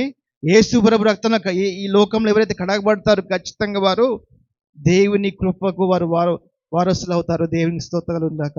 దేవుని యొక్క స్వాస్థ్యాన్ని పొందుకుంటారండి ఖచ్చితంగా వాళ్ళు. అలా అతను ఆ మాట చెప్పగానే మరి ఆ యొక్క దైవజనులు సతీష్ కుమార్ గారు లేచి మరి అయ్యా నువ్వు ఇక్కడికి వచ్చి నువ్వు ఇక్కడ మొత్తం ఆన్లైన్ మొత్తము కొన్ని లక్షల మంది చూస్తున్నారు కదా, నీవు వచ్చి నీ యొక్క సాక్ష్యాన్ని పంచుకున్నావు కదా, దీని మొత్తం దేవునికి మహిమ అని చెప్పగానే అప్పుడు నేను బాగా సంతోషపడ్డాను. దేవునికి స్తోత్రం గాక. నేను ఎప్పుడైతే దేవుళ్ళలోకి రక్షణ పొందుకున్నానో, బాప్తిజం పొందుకున్నానో, అప్పుడే నాకు ఎస్ఐ జాబు ప్రిలిమ్స్ నేను పాస్ అయ్యాను. సాఫ్ట్వేర్ జాబ్ వచ్చింది నాకు. తర్వాత ఆ జాబ్కి వెళ్ళాలంటే నేను అనుకున్నాను అప్పుడు, ప్రభు ఈ జాబ్కి వెళ్ళాలా, నేను లోకానుసారంగా ఉన్నప్పుడు నాకు ఏం రాలేదు, మరి దేవుళ్ళకి వచ్చిన తర్వాత ఇవన్నీ నాకు ఎందుకు అని చెప్పేసి నేను అవన్నీ వద్దనుకొని నేను ఏకాంతంగా ప్రార్థనలు మరి వరంగల్లో ఏకాంత ప్రార్థన అక్కడికి వెళ్ళిపోయి నేను ఒక 4 days ఓన్లీ టీ తాగి వాటర్ తాగేవాడినండి. ప్రార్థనలో ఉండేవాడిని. నా చిత్తం ఏంటి ప్రభా, నా ఎడల మీ ప్రణాళిక ఏంటి ప్రభు అని చెప్పేసి నేను అట్లా ప్రార్థన ఉన్నప్పుడు ఇక 4 రోజులు అసలు నేను ఓన్లీ వాటర్ టీ తాగేవాడిని. దేవుడు ఒక దివ్య దర్శనం ద్వారా దేవుడు ఎర్లీ మార్నింగ్ 3 గంటలకు దేవుడు అభిషేకిస్తున్నాడు. దేవుడు అలాగనే దేవుడు ఒక బెడ్ మళ్ళీ ఆ ముక్క ఇస్తున్నట్టు దేవుడు నాకు దర్శనం చూపించాడు. పొన్నూరు ప్రాంతంలో నువ్వు సిలువను మోసుకుంటూ ఆ ఫ్లైఓవర్ బ్రిడ్జ్లో వెళ్తున్నట్టు దేవుడు దర్శనం చూపించాడు. అప్పుడు నేను ఈ దర్శనము ఒకవేళ ఈ కళ ఈ దైవజనుడు చెప్తే సేవ చేయమని ఉంటాడని చెప్పేసి నేను సేవకు నేను అంగీకరించలేదండి. ఎప్పుడో సేవకు రావాల్సింది నేను. ఆ సేవకు రాకుండా నేను దగ్గర ఒక 5 సంవత్సరాలు నేను నాకు ఈ సేవ చేయడము అంటే చాలా యోగ్యులు మాత్రమే చేయగలుగుతారు కదా, నాకెందుకు దేవుని సేవ అని చెప్పేసి ఆ సేవను పక్కన పెట్టేశాను నేను. కానీ దేవుడు తలుచుకుంటే తన దగ్గరికి ఇవ్వడం రప్పించుకోగలుగుతాడండి దేవుడు. అలాగనే దేవుడు ఏదో ముళ్ళుని పెట్టి దేవుడు మళ్ళీ నేను ప్రార్థనలో పెట్టాడు. దేవుడు నన్ను ప్రార్థనలో పెట్టిన తర్వాత దేవుడు మాటకు లోబడి ఆ దేవుడు చెప్పిన మాట విని మళ్ళీ నేను చేసిన కొద్ది కాలమైన పరిచర్య అక్కడ మందిరంలో ఏం చేశారంటే పరిచర్య చేసేవాడిని. మరి బుధవారము, శుక్రవారము, శనివారము మా ఫ్రెండ్ సర్కిల్ అందరినీ వదిలిపెట్టేశానండి. ఫ్రెండ్ సర్కిల్ అందరినీ వదిలిపెట్టేసి ఆ యొక్క మందిరానికి వెళ్ళేసి పరిచర్య చేస్తుండేవాడిని. చేపలు వేసేవాడిని, మళ్ళీ ఊడ్చేవాడిని, బాత్రూమ్ కడిగేవాడిని, అన్నీ చేసేవాడిని. మీరు ఇంత పొజిషన్ అంటే ఆ దేవాది దేవుడికి నేను ఎంత అసలు మన ఏ పార్టీ వాడిని నేను ఏ పార్టీ వాడిని అనుకుంటూ ఉంటాను. మొన్నటి వరకు కూడా మన ఎంత తగ్గించుకొని దేవుడు నన్ను ఆశీర్వదిస్తాడని చెప్పేసి దీని ఒక ఆలోచన. అందుకే తగ్గించుకొని ఉంటాను. ఎంత తగ్గితే దేవుడు నన్ను అంత ఆశీర్వదిస్తాడని చెప్పేసి నేను అన్నీ చేస్తూ ఉండేవాడిని. దేవుడు అలాగనే తన కృపచేత దేవుడు నన్ను అద్భుతకర ఆశ్చర్యాలు దేవుడు జరిగిస్తూనే ఉన్నాడండి దేవుడు. నేను ఇది సాధ్యమా దేవుడికి, ఇది సాధ్యమని అనుకున్న క్రమంలో దేవుని దాన్ని సాధ్యపరిచేవాడు. దేవుని స్తోత్రం కలుగును గాక. అలాగే ఉన్న క్రమంలో దేవుడు మరి ఇక భయంకరమైన జీవితం నుంచి, ఆ భయంకరమైన వ్యసనాల నుంచి దేవుడు నన్ను విడిపించి తన రక్తంతో కడిగి దేవుడు నన్ను మరి ఈ పొన్నూరు ప్రాంతానికి దేవుడు నడిపించాడు. మరి ఇక కొంచెం సాక్ష్యము మరి చెప్పాలన్న అయ్యగారు నేను ఎలా కలిసామో తెలియదు, మా నాన్నగారి ద్వారా కలిసామో తెలియదు. కానీ అయ్యగారు ఒక మిస్డ్ కాల్ ఇచ్చారు. ఆ మిస్డ్ కాల్కి నేను అయ్యగారికి ఫోన్ చేశాను. అయ్యగారు ఎవరండి అని చెప్తే మా అయ్యగారు మరి నా మాటలు సంభాషణ కలిసి లాస్ట్కి నేను పలానా అంటే అప్పుడు అయ్యగారు అన్నారు, ఇంకా మీరు మాకు దగ్గర వారని చెప్పేసి అయ్యగారు ఇంకా రోజు ఫోన్ చేస్తూ ఉండేవాళ్ళు. ఫోన్ చేస్తే ఒక 1/2 hour 1 hour అన్నా అయ్యగారికి మాకు సంభాషణ జరుగుతూ ఉండేది. దేవుని స్తోత్రం కలుగును గాక. మరి నేను అనుకుంటా ఉండేవాడిని, మరి ఇక్కడికి వచ్చాను కదా ప్రభు, నేను ఎంతోమంది దైవజనులు ఉన్నారు కదా, మరి కొంతమంది వైజాగ్ ప్రాంతంలో కానీ హైదరాబాద్ ప్రాంతంలో కానీ పిలుస్తూ ఉండేవాళ్ళు. కానీ అయ్యగారు మీరు ఈ పలానా రోజు జూలై 1 రోజున రావాలి. ఒక 20 డేస్ ముందే అయ్యగారు చెప్పేవాళ్ళు. నేను మొత్తము ఫేస్‌బుక్‌లో గానీ, యూట్యూబ్‌లో గానీ నేను మొత్తము పబ్లిసిటీ చేశా అని చెప్పేసి అయ్యగారు నాకు చాలా సంతోషం అనిపించింది. దేవునికి స్తోత్రం కలుగును గాక. అలాగే మనం చూసుకున్నట్లయితే మరి నా సాక్ష్యము ఇంకా నేను ఎలాంటి యాక్సిడెంట్‌లో నుంచి ఒక యాక్సిడెంట్ జరిగింది. ఆ యాక్సిడెంట్ నుంచి దేవుడు ఇంకా చాలా యాక్సిడెంట్ నుంచి దేవుడు కాపాడాడండి. ఎలా కాపాడాడో నాకే అర్థం కాదు. ఎందుకు ప్రభువా? చాలామంది ఉన్నారు కదా! నువ్వు నన్ను ఎందుకు ఎంచుకున్నావు ప్రభువా అంటే, అప్పుడు దేవుడు నిన్ను వాడుకొని అనేకులతో దేవునికి సాక్ష్యం నింపుతాను దేవుడు వాగ్దానం చేశాడు. దేవునికి స్తోత్రం కలుగును గాక. ఇక చూడండి ఇక్కడ మరి అలాగే చూసుకున్నట్లయితే మరి కీర్తనల గ్రంథము 31వ అధ్యాయము 19వ వచనం ఒకసారి చదువుకుందామండి. ఇది కీర్తనలు నీవు దాచి ఉంచిన మేలు ఎంతో గొప్పది, నరుల ఎదుట నిన్ను ఆశ్రయించిన వారి నిమిత్తము నీవు సిద్ధపరిచిన మేలు ఎంతో గొప్పదంటండి. మనం ఇక్కడ కూడుకొని మీ అందరి ఎదుట నేను దేవుణ్ణి మహింపరుస్తానంటే అది నా గొప్పతనం కదా కాదు, కానీ కేవలం దేవుని కృపనండి. దేవుని స్తోత్రం కలుగును గాక. హల్లెలూయా. ఒక చిన్న కీర్తన పాడతా అండి. అందరికి వచ్చిన కీర్తన.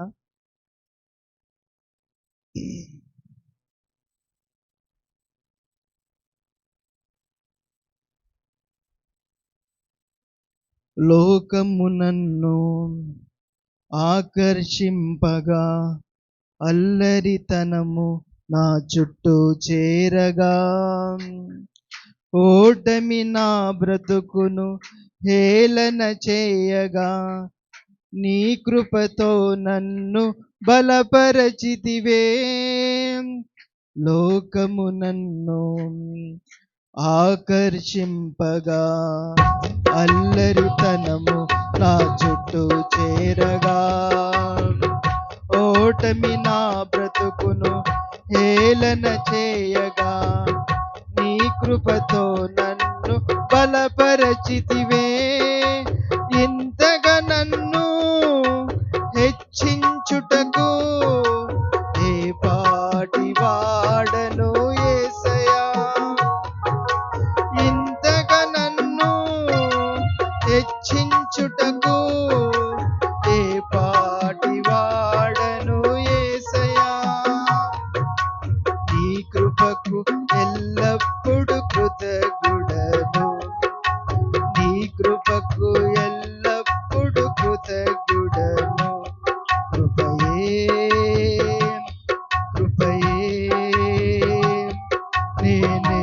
నేనేమయ్యున్నాను, నీ కృపయే.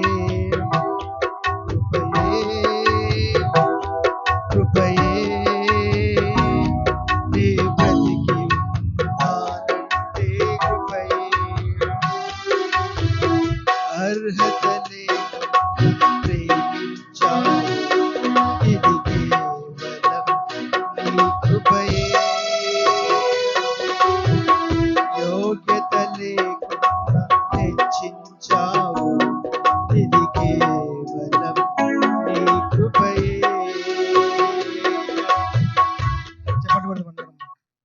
చెప్పండి కొడతాం, చెప్పండి కొడతాం.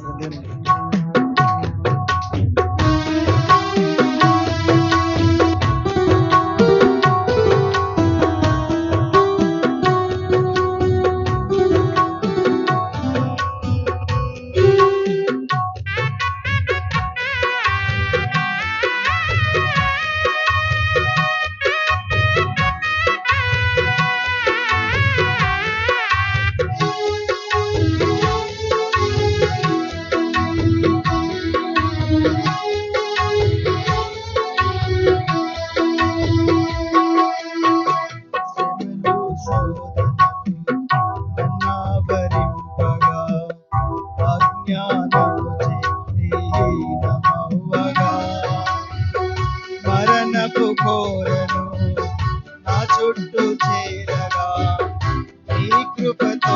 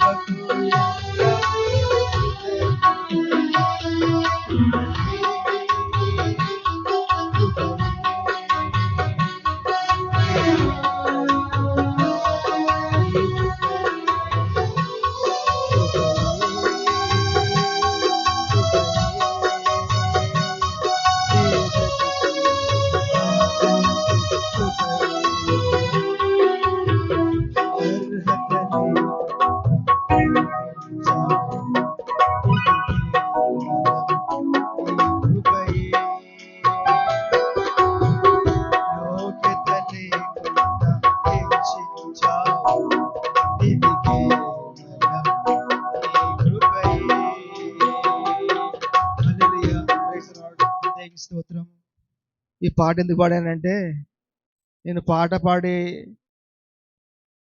చిన్నప్పటి నుంచి క్రైస్తవుడైనా పాట పాడేవాడిని కాదు నేను. ఏదో నా మనసులో పాడేవాడిని. వాక్యం చదివేవాడిని కూడా కాదు. ఏదో నా మనసులో చదువుకునేవాడిని. ప్రార్థన చేసేవాడిని కూడా కాదు నేను.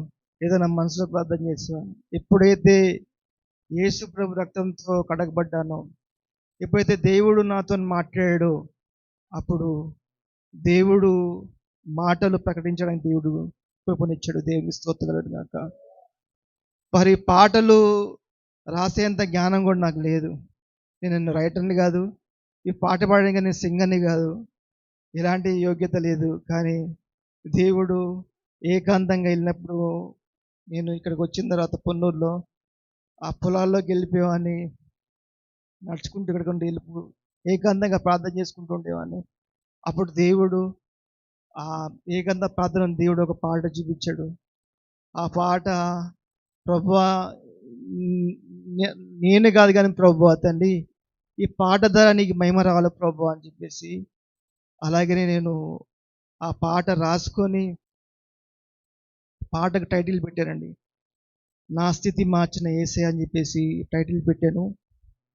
ఆ పాటని 2024 ఆ టైంలో రిలీజ్ చేసినప్పుడు, మరి ఇలాంటి యోగ్యత లేని వాడిని దేవుడు ఆ పాట రిలీజ్ చేశాను.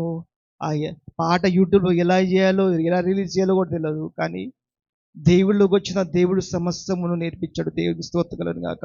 హల్లెలూయా, ప్రైజ్ ది లార్డ్. దేవుడికి అసాధ్యమైనది ఏమీ లేదు కదండి. దేవుడు అంటున్నాడు, క్రైస్తవుడు పరలోక రాజ్యానికి ఎలా వెళ్తారయ్యా అంటే, మరి యోహాను సువార్త 3:16 ఉంటుంది కదా, ఎవరైతే క్రీస్తుని విశ్వసించుతారు ఖచ్చితంగా వారు ఆ నిత్య జీవానికి వారసుని చెప్తున్నాడు. దేవునికి స్తోత్రం కలుగును గాక. మనం విశ్వసించాము, అదే దేవుడు పరలోక రాజ్యానికి తీసుకెళ్తాడు. దేవునికి స్తోత్రం.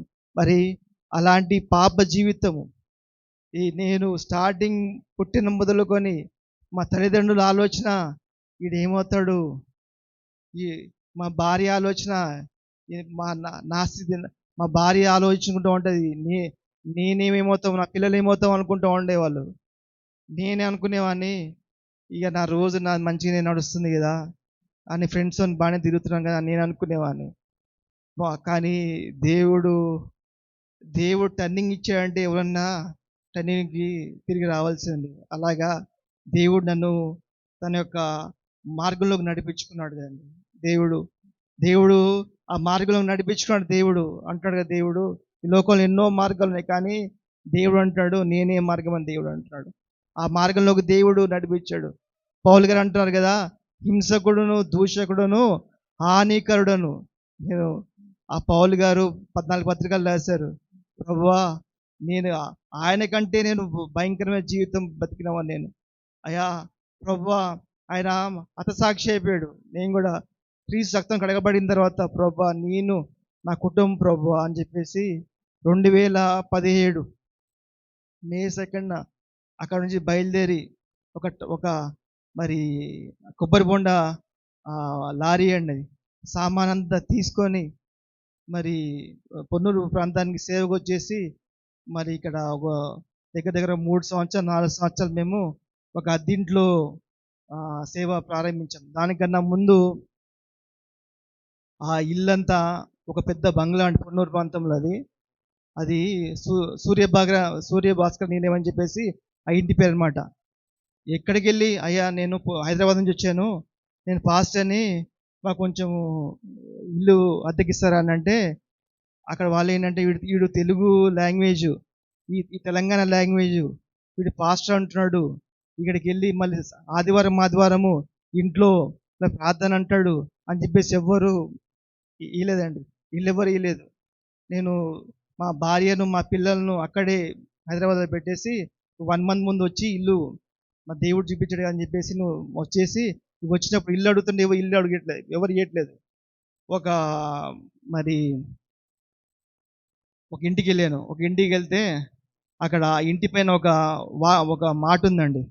ఆ మాట ఏంటంటే, మరి అబ్రహాము వృక్షం కింద ఉంటాడు కదండి, సింధూర వృక్షం అని చెప్పేసి ఆ ఇంటికి రాస్తుంది అనమాట. అక్కడ ఉన్న అమ్మగారు, నేను వెళ్ళి అడిగాను అనమాట. నేను మా వైఫ్ వెళ్ళి అడిగాను, అమ్మ మేము ఆ పక్కన గల్లీలో ఉండేవాళ్ళం మేము. పక్కన మేము వీధిలో ఉండేవాళ్ళము. నేను పాస్టర్ గారిని మాకు కొంచెం ఇల్లు ఇస్తారమ్మా, వాళ్ళు ఖాళీ చేయమని చెప్తున్నారమ్మా అంటే, ఆమె ఎంత దూషణ చేసిందంటే, అసలు నువ్వెవరు, నువ్వు ఏంటి అని చెప్పేసి దూషణ చేసింది. నాకు మనసు గాయం వేసింది చాలా. ఎందుకు మరి ఈమె ఆ మాట చెప్పి పైన మాత్రం మా మాట పెట్టుకుంది, ఎందుకు దూషణ చేసిందని చెప్పేసి నాకు బాధేసి మా మా వైఫ్కి చెప్పాను అనమాట. ఆమె వెళ్ళి మాట్లాడింది, మేము దైవజనులం కదా, మేము ఏం అడగలేదు కదా, ఎవరు చెప్పారు నీకు టూలెట్ బోర్డు ఉందా, ఎందుకు వచ్చావు ఇక్కడ అని చెప్పేసి వాదన చేసిందండి. అదే అప్పుడు నాకు గుర్తొచ్చింది, ఒకవేళ నేను ఆ పాత జీవితంలో ఉంటే నేను కథ మొత్తం చూపించాను అనుకున్నాను మనసులో. ఇంకా నేను కామ్గా అయిపోయాను.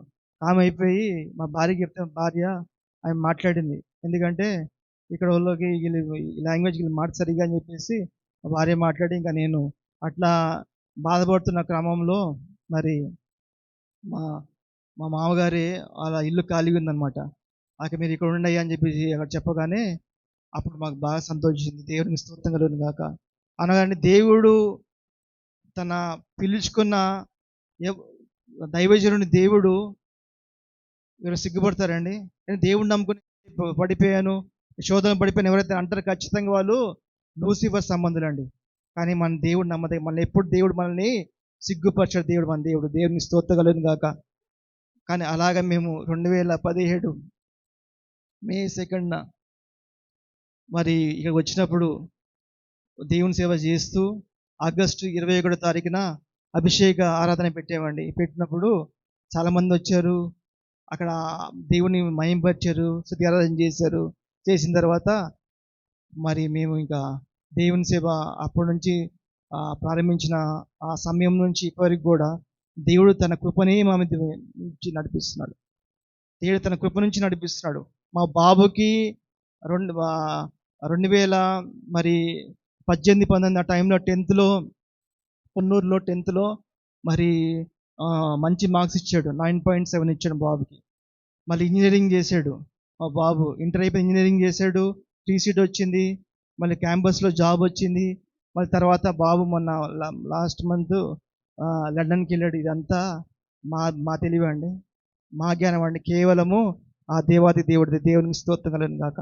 అలాగే పాప కూడా మరి 10th టాప్ వచ్చింది.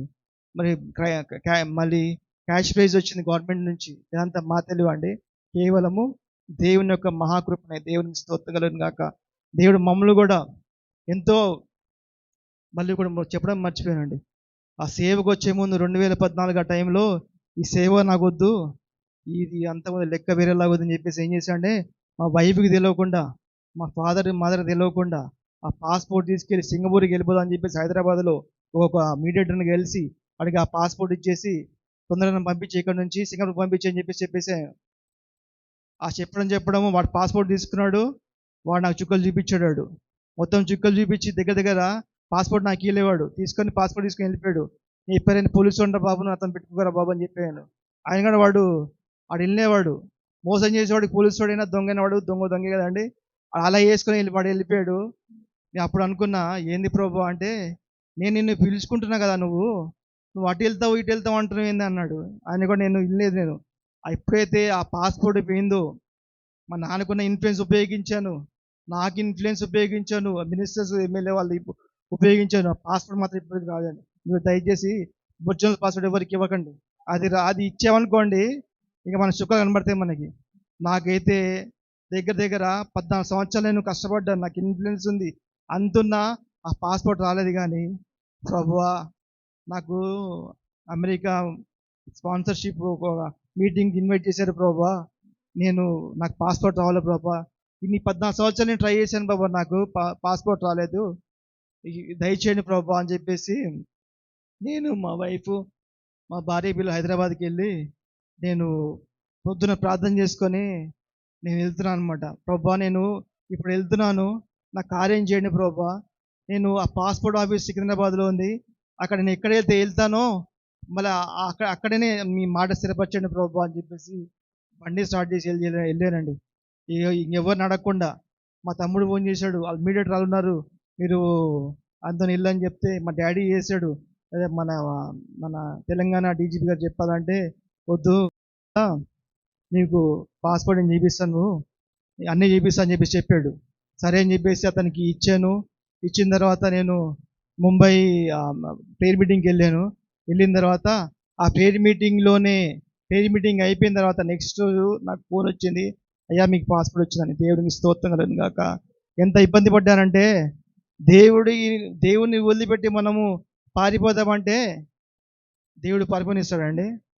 దేవుడు వదిలిపోయి మనం వెళ్ళామనుకోండి, ఖచ్చితంగా మనము ఆ పాత్రానికి వెళ్ళిపోతాం మనం. కానీ దేవుడు మళ్ళీ ఆ పాస్పోర్ట్ ఇచ్చాడు. పాస్పోర్ట్ ఇచ్చిన తర్వాత మళ్ళీ నేను మా వైఫ్ ఆ ప్రేయర్ మీటింగ్ అయిపోయిన తర్వాత దేవుని కార్యం ఎలాగుంటుందంటే, మేము అర్జెంటుగా మేము హైదరాబాద్కి వెళ్ళిపోవాలి. ముంబైలో ఫ్లైట్ ఎక్కాము. ఫస్ట్ టైం ఎక్కిన తర్వాత అక్కడ వాళ్ళు ఉంటారు కానీ సిఎస్ఎఫ్ వాళ్ళు మీరు आपका किधर है पूरा आधार कार्ड दिखाओ అంటే, सर मेरे है आधार कार्ड, मेरा वाइफ का नहीं है, कैसे అంటే, సరే आपका वाइफ का अभी होना कंपल्सरी అంటే, అక్కడ వెళ్ళి 2-3 సార్లు తిరుగుతూ ఉన్నాను. మా వైఫ్ కొంచెం కాలు ఇదనమాట, అంటే పట్టేసింది. అటు ఇటు తిరుగుతున్నాం.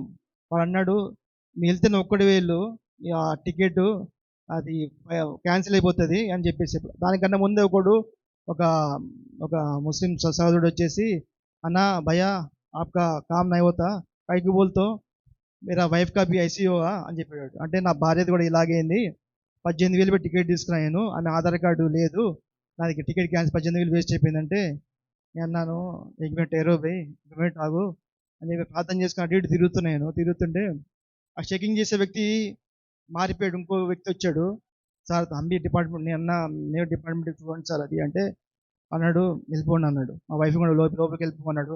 లోపలికి వెళ్తే మళ్ళీ చెకింగ్ చేస్తారేమో కదా అంటే, అప్పుడు మీరు వస్తారా అంటే, నేను వస్తాను వెళ్ళిపో అన్నాడు. అక్కడ వెళ్ళిన చెకింగ్ జరిగింది, లోపల చెకింగ్ జరిగింది. ఇద్దరం ఫ్రైడేకి దిగాను. దేవునికి స్తోత్రం కాక. ఏదంటే దేవుని కార్యం అండి అది. దేవుడిని మనం ఎంత నమ్ముకుంటే దేవుడు అంతేగా దేవుడు మనకి ఏమి ఇస్తాడండి, దేవుని కృపను మనకి ఇస్తాడు. దేవునికి స్తోత్రం. మరి ఈ సాక్ష్యం ఇంకా నేను చెప్దాం అనుకున్నా కానీ మా వైఫ్ చెప్పింది, దాంట్లో కొంచెము అటు నేను ఇది అయిపోయినలే. కానీ మరి కొద్ది సాక్ష్యం దేవుడు తన కృప చేత దేవుడు దీవించిన గాక. ఆ వాక్య సారాంశం ఏంటంటే అండి, అక్రమం అన్నమాట. అక్రమం అండి ఏంటండి, అక్రమం. బైబిల్ గ్రంథంలో క్రమం ఉన్నది, అక్రమం ఉన్నది, అలాగనే అతిక్రమం ఉన్నది. దీని ఎగ్జాంపుల్ కూడా చెప్పేస్తాను. ఏంటంటే, క్రమం అంటే ఆశీర్వాదము, అతిక్రమం అంటే ఏంటండి, దేవుని యొక్క తిరుగుబాటు వెళ్ళడము. ఇక్కడ మనం చూసుకున్నట్టయితే దేవుడు మాట్లాడుతున్నాడు ఇక్కడ. చూడండి, ఇక్కడ మరి ఆదివారము సండేకి వస్తే క్రమం అది. ఆదివారం సండే, జస్ట్ ఎగ్జాంపుల్ చెప్తున్నానండి. సండే చర్చికి వస్తే క్రమము, సండే చర్చికి రాకపోతే అక్రమము, సండే చర్చికి వస్తే మనకు ఆశీర్వాదం తెలిసి కూడా రాకపోతే అది అతిక్రమం అన్నమాట. అవునా కదండి, అతిక్రమం అది. ఇక్కడ దేవుడు అదే సెలవిస్తున్నాడు. మన బైబిల్ గ్రంథంలో మరి అక్రమం చేసిన వాళ్ళు ఎవరు చెప్పగలుగుతారండి? ఎక్కువ అక్రమం చేసిన వాళ్ళు ఎవరు చెప్పగలుగుతారా? సౌలు ఉన్నాడు, చాలామంది ఉన్నారు. నిమ్రోద్ ఉన్నాడు, చాలామంది ఉన్నారు. కానీ ఎక్కువ అక్రమం చేసిన వాళ్ళు ఎవరు? లూసిఫర్ అంటాం మనం. ఎవరండి ఎక్కువ అక్రమం చేసిన వాళ్ళు?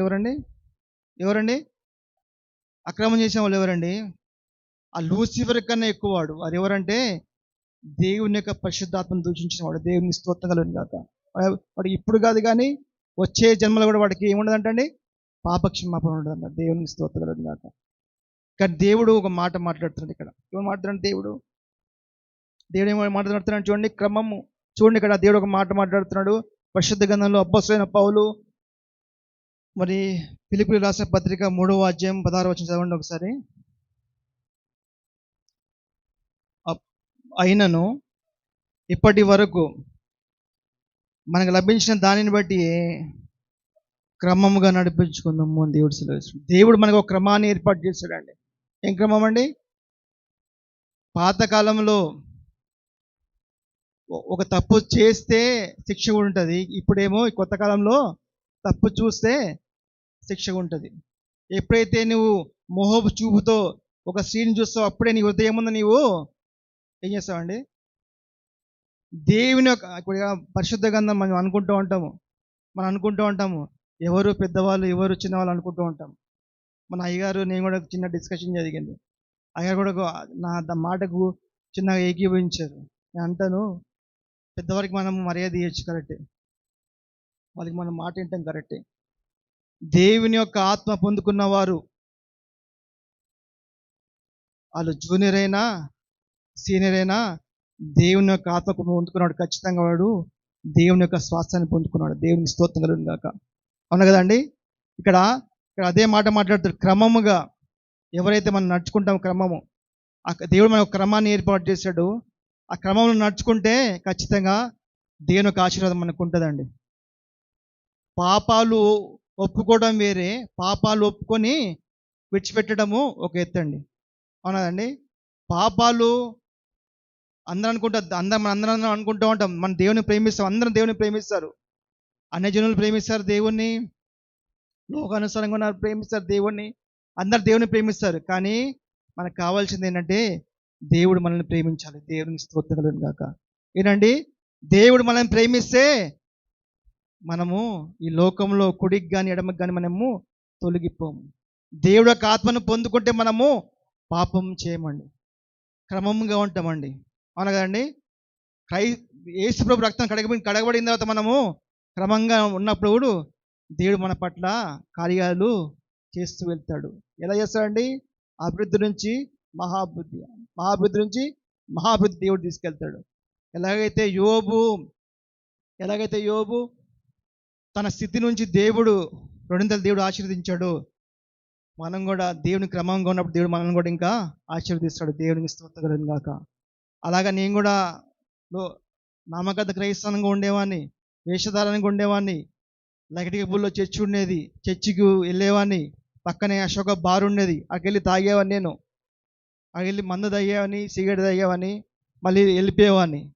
కానీ ఎప్పుడైతే దేవుని యొక్క ఆత్మను పొందుకున్నానో వాటి నుంచి నేను విడిపించబడ్డాను. దేవునికి స్తోత్రం కలుగును గాక. ఎందుకంటే అది దేవుడు తన కృప చేత దేవుడు ఎన్నుకుంటాడండి. దేవుడు తన కృప చేత దేవుడు ఎన్నుకుంటాడు. ఆ క్రమం దేవుడు ఏర్పాటు చేసేటప్పుడు మనం అనుకుంటూ ఉంటాం, ఏంటి క్రమము, ఏంటి దేవుని యొక్క ఆత్మ అనుకుంటాము. దేవుని యొక్క ఆత్మ పొందుకున్నవాడు ఎప్పటికీ వాడు పాపం చేయడు. దేవునికి స్తోత్రం కలుగును గాక. అవును కదండి. దేవుని యొక్క ఆత్మ పొందుకుంటే పాపం చేస్తాడా? అనుకుంటూ ఉంటాం, ఏంది ఉగ్రతలు ఎందుకు వస్తున్నాయి, ఈ భూకంపాలు ఎందుకు వస్తున్నాయి, ఈ శోధనలు ఎందుకు వస్తున్నాయి అంటే దేవుడు మనకి ఏం చేస్తున్నాడు? హెచ్చరిక చేస్తున్నాడు. నా కుమారుడా, నా కుమార్తె, ఇప్పటికైనా నీవు మారు మనసు పొందని దేవుడు సెలవిస్తున్నాడు. ఇప్పటికైనా నువ్వు రక్షణ పొందని దేవుడు సెలవిస్తున్నాడు. మారు మనసు పాపక్షమాపణ ఏం లేదు, బాప్తిజం పొందకుండా పరలోకరాజ్యానికి వెళ్తావా? నేను మంచి పనులు చేస్తాను, అందరికి నేను కావాల్సిన ఆహారాలు ఇస్తాను. దేవుడు ఏమంటాడు? ఎల్లప్పుడూ ఈ బీదలు ఇక్కడే ఉంటారు, కానీ దేవుడు పనిచేసేవారు ఖచ్చితంగా వారు దేవుని యొక్క రాజ్యం ఉంటారు. దేవునికి స్తోత్రం కలుగును గాక. దేవుని యందు ప్రయాస ఎప్పటికీ వ్యర్థం కదండి, దేవుడు సెలవిస్తున్నాడు కదండి. అవునా కదండి. దేవుడు సెలవిస్తున్నాడు కదా. అలాగే చూడండి, ఇక్కడ పరిశుద్ధ గ్రంథాలు మనం చూసుకున్నట్టయితే ఒక మాట సెలవిస్తున్నాడు దేవుడు. ఇక్కడ అక్రమం చూడండి, ఇక్కడ దేవుడు ఏం సెలవిస్తున్నాడు?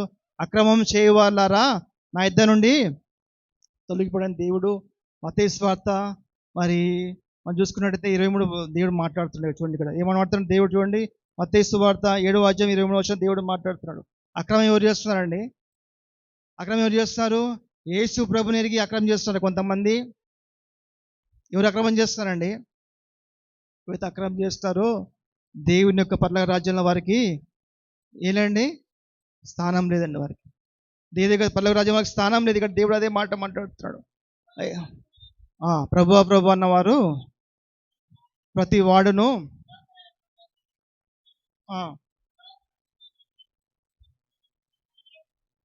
చాలండి. చూడండి ఇక్కడ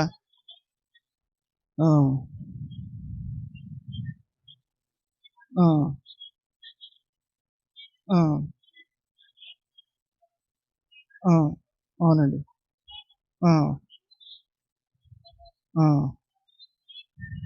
నా ఇద్దరు నుండి చాలండి. ఇక్కడ దేవుడు సెలవిస్తున్నాడు. ఇక్కడ దేవుడు మందిరంలో దేవుడు యేసుప్రభు శరీరధారిగా ఉన్నప్పుడు దేవుడికి వ్యతిరేకంగా ఉన్నవాడిని దేవుడు సెలవిచ్చాడు. ఏమని సెలవిచ్చాడు? అక్రమం చేయవల్లారా ఇక్కడ తొలగిపోయిన దేవుడు సెలవు. అదే మన పరలోక రాజ్యంలో దేవుని తీర్పులో దేవుడు మనకి ఆ మాట అంటే అప్పుడు మనం ఎక్కడికి పోతామండి? ఎక్కడ పోతామండి? అప్పుడు నరకానికి వెళ్ళిపోతాం. మనము నరకానికి వెళ్ళిపోతాం. అక్రమం అంటే ఒక మీనింగ్ చెప్పగలుగుతారండి? ఎవరైనా చెప్పగలుగుతారా? అక్రమం అంటే ఏంటండి? ఒక భక్తుడు సెలవిస్తున్నాడు. ఏం సెలవిస్తున్నాడు అంటే, ఇసుక కన్నా ఇటుక బరువు అంట, ఇటుక కన్నా రాయి బరువు అంట, రాయి కన్నా కొండ బరువు అంట, కొండ కన్నా బండ బరువు అంట, మరి ఆ బండ కన్నా పర్వతం బరువు అంట, పర్వతం కన్నా మానవుని యొక్క పాపం బరువు అంట. పాపాన్ని మన ప్రభుని యేసుక్రీస్తు దేవుడు మోసాడు. దేవుడికి స్తోత్రం గాక. మనము ఆ పాపం నుంచి విడుదల పొందుకోవాలంటే మనం అనుకుంటూ ఉంటాము, పాపం ఒప్పుకుంటే మనము పరలోక రాజ్యానికి వెళ్ళిపోతామా? దేవుని యొక్క ఆత్మ పొందుకున్నాడు పాపము వాడు ఒప్పుకున్న తర్వాత మళ్ళీ పాపం జోలికి ఎప్పుడు పోడు. దేవుని యొక్క వాక్యం సెలవిస్తుంది, ఏం సెలవిస్తుంది? దేవుని యొక్క ఆత్మ పొందుకున్నాడు ఎప్పుడు మళ్ళీ పాపం జోలికి వెళ్ళాడంట. దేవునికి స్తోత్రం గాక. ఇక్కడ అదే మాట మాట్లాడుతున్నాడు దేవుడు. ఇక్కడ దేవుడు అదే మాట మాట్లాడుతున్నాడు. చూడండి, ఇక్కడ పరిశుద్ధ గ్రంథంలో ఇంకో మాట మాట్లాడుతున్నాడు దేవుడు. సామెతల గ్రంథము 28వ అధ్యాయము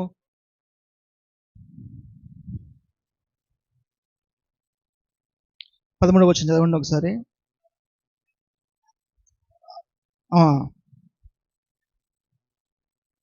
చూసారండి? అతిక్రమములో దాచిపెట్టువాడు వదిలడు కానీ దానిని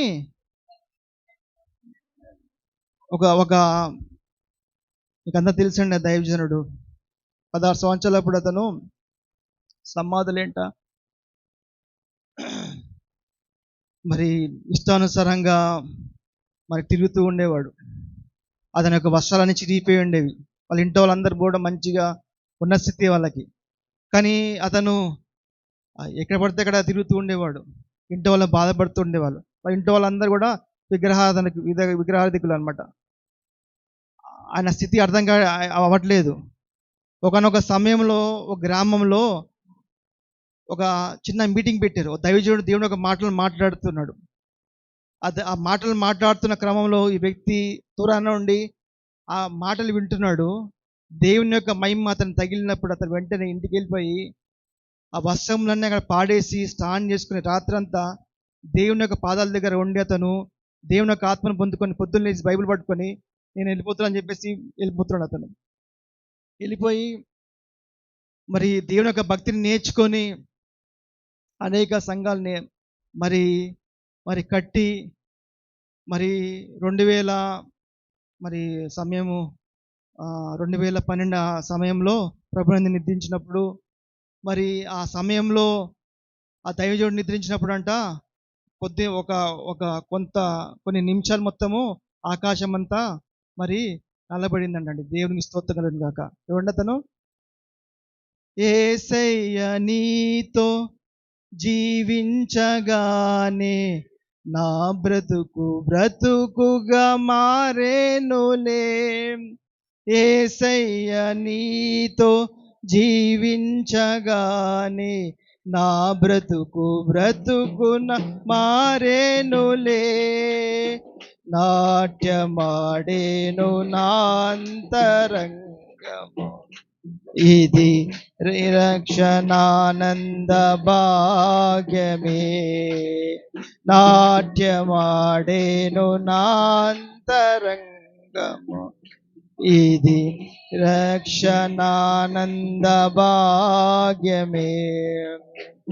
సుగుణాల సంపన్నుడా, స్తుతిగానాల వారసుడా, జీవేంతును నిత్యము నీ నీడలో ఆస్వాదింతును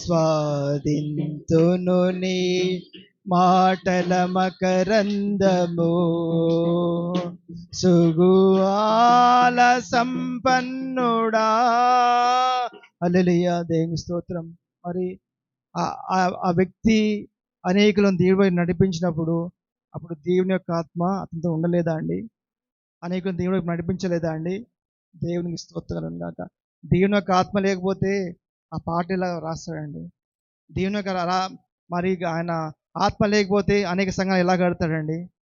మన మన తెలివి ద్వారా, మన జ్ఞానం ద్వారా, డబ్బు ద్వారా కట్టడం కాదు గానీ, దేవుని యొక్క ఆత్మ చేత మనం కట్టినప్పుడు ఖచ్చితంగా అది ఎన్నటన్నిటికి సాధాకాలం ఉంటుంది. దేవునికి స్తోత్రం కలుగును గాక. అందుకే దేవుడు మాట్లాడుతున్నాడు ఇక్కడ. ఇక్కడ దేవుడు అదే మాట్లాడుతున్నాడు. మన పరలోక రాజ్యానికి మన తల్లిదండ్రులు గాని, మన బంధువులు గాని మనం తీసుకెళ్ళలేరండి. కేవలము ఆ దేవాది దేవుడు మనల్ని పరలోక రాజ్యానికి తీసుకెళ్తాడు. ఎప్పుడైతే మనం ఈ లోకంలో పాపాన్ని ఒప్పుకొని విడిచిపెడతామో ఖచ్చితంగా మనము ఆ పరలోక రాజ్యానికి మనము వారసులు అవుతాం. దేవుని స్తోత్రం కలుగును గాక. అలాగే చూడండి, చివరిగా మనం చూసుకున్నామండి పరిశుద్ధ గ్రంథంలో కీర్తన గ్రంథము 36 అధ్యాయము, కీర్తన 36 మొదటి వచనం చదువుకున్నామండి. భక్తిహీనుల హృదయంలో పలుకుచున్నది, వాని దృష్టి ఎదుట దేవుని భయము బొత్తిగా లేదంటండి. ఈ లోకంలో మనం దైవజనులమైన, విశ్వాసులమైన ఎవరికైతే దేవుని భయం ఉంటుంది ఖచ్చితంగా ఆ భయమే వాళ్ళని చేసేదండి ఆ పరలోక రాజ్యాన్ని తీసుకెళ్తుంది. దేవుని స్తోత్రం కలుగును గాక. ఆ దేవుని భయం ఉంది కాబట్టి దేవుడు నన్ను తన కృప చేత వాడుకుంటాడేమో అండి. దేవుని భయం ఉంది కాబట్టి దేవుడు తన మహిమ నిమిత్తం నన్ను వాడుకుంటాడేమో కానీ దేవుని భయము మనకందరికి ఉండాలండి. దేవుని భయం మనకు ఉన్నప్పుడు ఖచ్చితంగా మనము ఈ రోజు కాకపోయినా దేవుడు మనకి రేపటికైనా దేవుడు మనల్ని మారుస్తాడు. దేవుని స్తోత్రం కలుగును గాక. అవునా కదండి? దేవుడు మారుస్తాడని దేవుడు ఇలాంటి వ్యక్తిని ఇలాగొచ్చి వాకింగ్ చెప్తున్నాడు, వీడు పాటలు పాడుతున్నాడంటే అది కేవలం దేవుని యొక్క మహిమనే. దేవుని స్తోత్రం కలుగును గాక. అవునా కదండి? దేవుని మహిమనే. ఒక మాట మాట్లాడితే, ఒక చూపుతోనే నేను ఒక 10 మందిని కొడతానండి. నేను ఆ టైంలో 10 మందిని, నేను చదివింది కూడా మంచి చదివే. నేను బీకామ్ చదివాను, ఎంఏ సోషియాలజీ, పిహెచ్డి కూడా. మరి నేను సివిల్స్కి గ్రూప్స్ కూడా ట్రై చేశాను. దేవుళ్ళకి వచ్చిన తర్వాత నాకు సాఫ్ట్వేర్ ఈ జాబ్ వచ్చాయి, కానీ దేవుళ్ళకి వచ్చిన తర్వాత నాకు ఇవన్నీ ఎందుకు అని చెప్పేసి నేను అవన్నీ వదిలిపెట్టేసి పక్కన పెట్టేసి వచ్చాను. వచ్చిన తర్వాత విశ్వాసం మీద సేవ అంటే ఎన్ని కష్టాలు ఉంటాయో, ఎన్ని శోధనలు ఉంటాయి, కానీ ఆయన నమ్ముకునే దేవుడు ఖచ్చితంగా ఉంటాడు. దేవుడు విడిపించి నడిపిస్తున్నాడు. దేవుని స్తోత్రం కలుగును గాక. హల్లెలూయా. అవునా కదండి? మనం ఎంత దేవుడిని నమ్ముకుంటే అంతగా మనము మేలును పొందుకుంటాం. అంత మేలును పొందుకోవాలంటే దేవుని మనము నమ్మాలి. మన జీవితాన్ని మార్చుకోవాలి. మన జీవితాన్ని మార్చేది ఎవరు కదండి? ఆ దేవుడే మారుస్తాడు. దేవుని స్తోత్రం కలుగును గాక. మరి కొద్ది సాక్ష్యము, ఈ కొద్ది మాటలు దేవుడు తన వినికిడి దేవుడు దీవించును గాక. ప్రార్థన